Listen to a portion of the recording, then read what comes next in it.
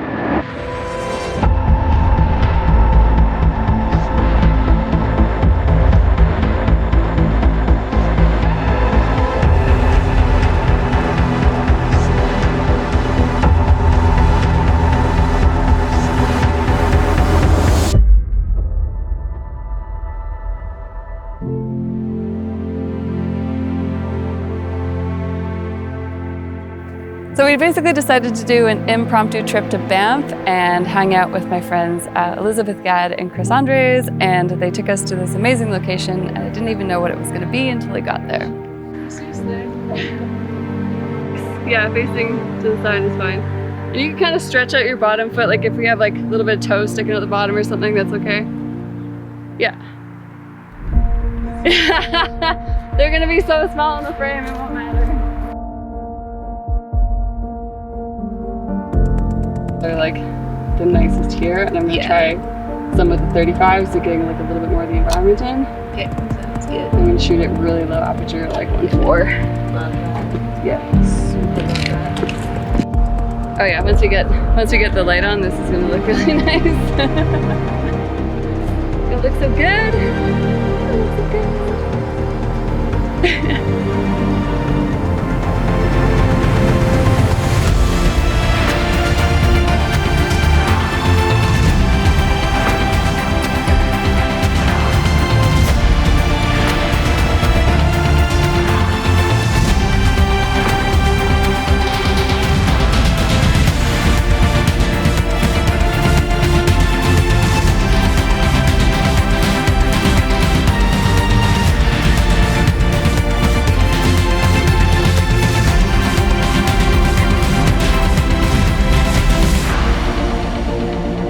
And yeah, can you tip the sword so I can see the blade? Yeah. Oh yeah, that's great. That's even better. Yeah, great. Awesome. Just need one, give me one.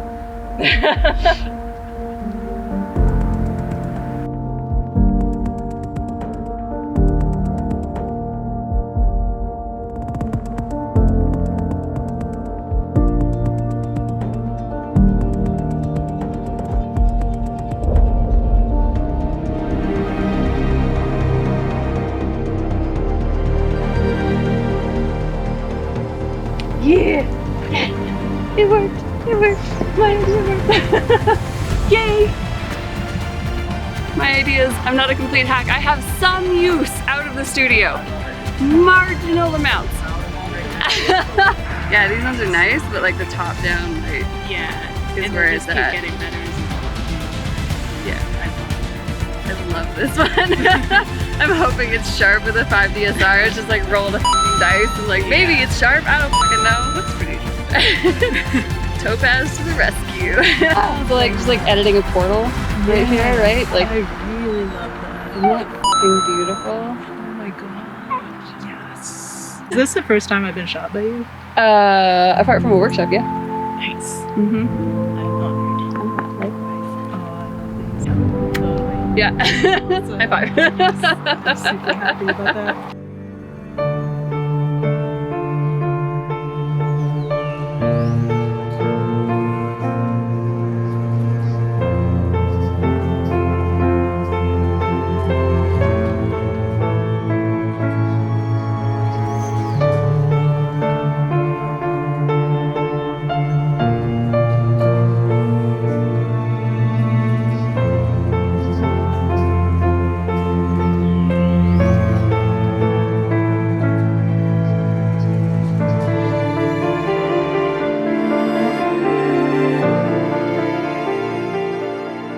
So I find some of my best ideas come when I actually get enough sleep to dream. And I had this dream that there were these beautiful old stone staircases like going into nowhere, and this like, you know, person wearing a beautiful dress kind of like leaning up the stairs going towards a portal. Yeah, so what we're gonna do is we're gonna have you kind of like coming up the stairs a little bit, coming towards the light, and then Kris, I'm gonna have you basically with the octobox just like spraying light onto her face. And everything else, because I'm gonna cut all of this out anyways. So I just want like the direction of light coming off the top of these little pieces here, like kind of like skittering down the stairs and whatever else, and then just like, yeah, I think it'll be like mostly an easy cutout. Mostly. I'll keep my legs tightly. yeah, exactly. But yeah, because then we can have like her torso covering like most of the light stand. Yep. So like, yeah, and then maybe we'll get gifted by the nature gods and give us like a little bit of a breeze, just to get a little bit of movement in the hair and a little bit of movement in the dress. We got some wicked sunbeams. Yeah. Oh, goodness. Yeah, we do have really wicked sunbeams in the stairs. We're in the wrong direction. Anyways, Okay, let's do it. let's take a shot before the rain comes down on us and ruins our whole day. Yeah. This time I kind of want you like, kind of like with your head down, forward, but reverse your grip on the sword. Yeah, that's it. That's the shit right there. Thank you. I'm gonna like drop my shutter speed down a little bit, go to my ambient light.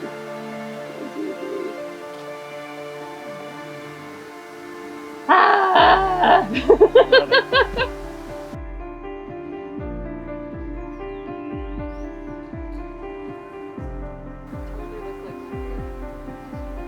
I have no idea what I'm gonna do with these, but like, it's so funny that I just dreamed about like these shots, and now it's like, oh yeah, we have stairs to nowhere.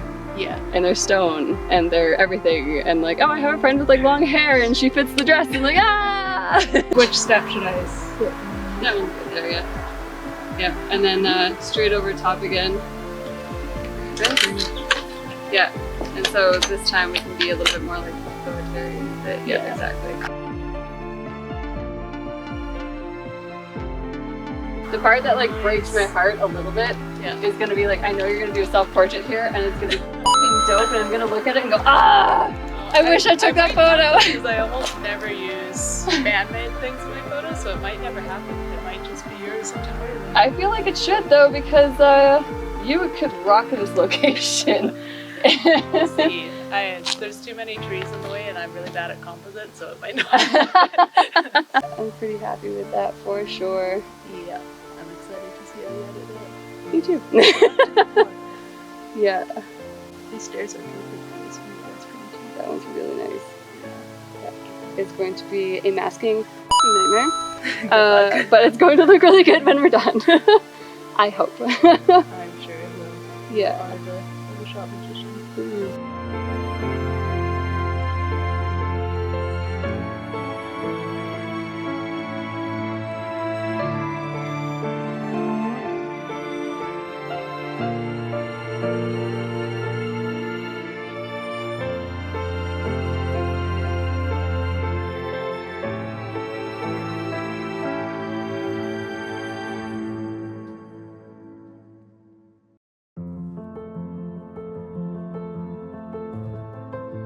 So the first image I'm going to walk you through in Photoshop here is this woman, this is Lizzie Gadd. This is one of the images that we got straight out of camera. And I didn't really do anything in Adobe Camera Raw when I brought it in, just really simple stuff. But anyways, So this is the easiest, fastest one of the two that I'm gonna walk you through today. So first thing I did was I just created a mask, which is right here. And if I click, it just looks like that. So nice and easy mask to make. And then behind that, I put this photo that I took in South Georgia. You can see all the penguins and everything, and it's all out of focus and everything because I blurred it already. But yeah, so I just wanted this mountain range in the background, so that's South Georgia. And then I just did a clipping mask here just to basically bring down, it was a little too bright, I found. And then I tried Adobe's Generative Fill to extend the skirt that Marta had made. It's a beautiful dress, but I was like, man, I would just love like a little bit more length, which makes it completely impractical for walking in, but it photographs really nice. So I was like, you know, okay, let's try Adobe Generative Fill. It did this, which is not too bad, but there's this little bit of glorp going on here in the corner, so I just got rid of that. I was actually pretty impressed with how quickly this worked, because how I would do this normally would be a lot more work, how I would extend that dress. So I definitely could have done it the old-fashioned way, but I was like, let's see what all the fuss is about. And then this basically here, I just merged everything up and then I saved the layer with my model of mask. Put some smoke in, nice easy smoke, and then I put in this lightsaber glow from Dustin Volkema. He's got like a great stock store that sells amazing lightsaber glows. So I was like, glowing swords, like never the end of the world. Although before anyone tears me apart, yes, I should have painted a bunch of light in the dress and I did not because, well, this is personal work and I was feeling lazy. From here, I just added some like smoky layers, just, you know, on a low opacity, just to kind of give the image a little bit more atmosphere. And then I brightened up, you know, this like cascading light coming down because technically she was lit with the strobe coming from the top down. So I just kind of, again, another soft light layer and painting some white light. And then hue saturation, I desaturated it just a tiny little bit. I used to do this a lot in my older work. I don't do it this way very often anymore, but I just felt like going back to my old skills. I went into color effects. That's a DxO software thing. I did a little bit of reduction in contrast and a little bit of detail extraction. And then from here, I went into Adobe Camera, and this is where the back and forth always happens for me, is do I go warm or do I go cool? So I did one that was cool, I did one that was warm, and then I kind of settled for somewhere in the middle. Yeah, so these two, where it says Color Effects Pro Copy 2, Copy 3, those are just Adobe Camera layers. So on my personal work, I am a layering nightmare, so. I reduced the saturation a little bit. I found that the oranges in her skin was a little bit too strong. And then I just did a smart sharpen and a logo watermark thing. Yeah, that's image number 1. Nice and quick and easy.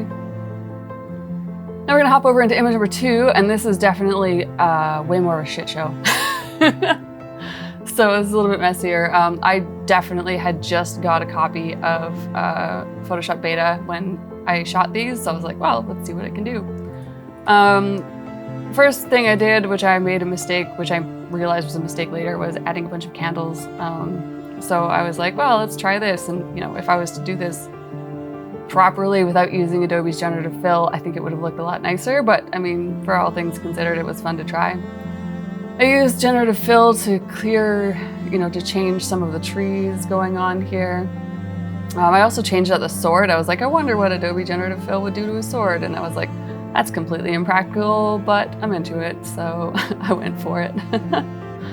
And then again, just like more filling in of the tree line behind her, trees, trees, trees, trees, trees, getting rid of that birch tree, the light. This was done the old-fashioned way. This is just stamping. Normally I use a softer brush than that, but again, personal work, I break all the rules for my own stuff. And then from here, I am just doing Generative Fill expanding on the sides here, around, around, around. And then this was done the old-fashioned way. Weirdly, this corner here, Generative Fill did not know what to do with it, so I just did it the way I would have done it way back in the day. 2 weeks ago before I got Adobe Generative Fill. And then I added a bunch of candles, and then I later grew to regret that decision.